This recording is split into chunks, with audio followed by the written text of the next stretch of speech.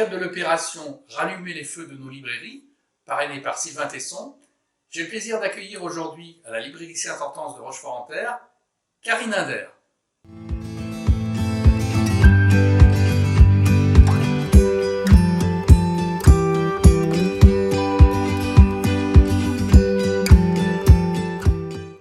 Karine Inder, bonjour. Je te remercie d'être parmi nous aujourd'hui dans le cadre de l'opération Rallumer les librairies.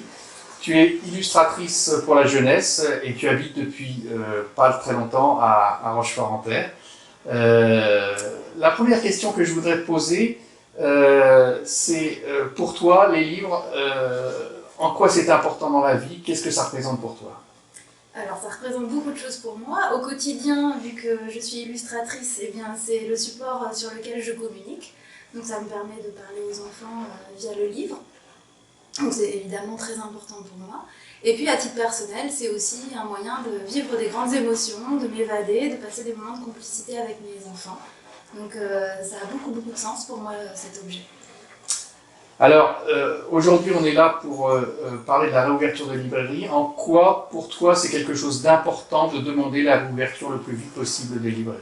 Je n'imagine pas un monde où le livre ne serait pas simplement en accès à tous.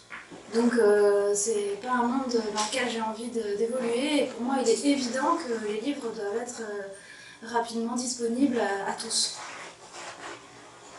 Merci. Est-ce que, en attendant que les librairies puissent rouvrir, est-ce que tu as des livres à nous conseiller, notamment pour les enfants, puisque c'est ta spécialité, en ces périodes de confinement? Oui, j'en ai ramené plusieurs. Alors le premier, c'est une collection dont je suis l'illustratrice, qui s'appelle Martin. Nous en sommes au 5e en création en ce moment. C'est une collection que j'aime beaucoup, auquel je suis très attachée et qui malheureusement arrive en plein confinement, donc probablement ne sera pas beaucoup lue et pourtant qui mérite à bien des égards d'être lue et de passer des petits moments avec ses enfants autour de ces thèmes-là. J'ai ramené aussi un autre livre qui s'appelle Balbuzard, qui a été un coup de cœur personnel, autant pour le texte que pour les illustrations. Frédéric Pillot aux magnifiques illustrations, je vous montre un petit peu. Je ne me suis pas trop attardée sur les miens parce que je ne suis pas toujours à l'aise de parler de mes livres, mais j'aime bien parler des autres. C'est absolument magnifique. Et le texte de Gérard Moncomble, qui est vraiment haut en couleur et vraiment bien écrit. Donc c'est un livre que je recommande, une petite perle pour la jeunesse. Merci Karine, merci pour ces conseils. Et puis je te propose que maintenant, symboliquement, nous rallumions la librairie.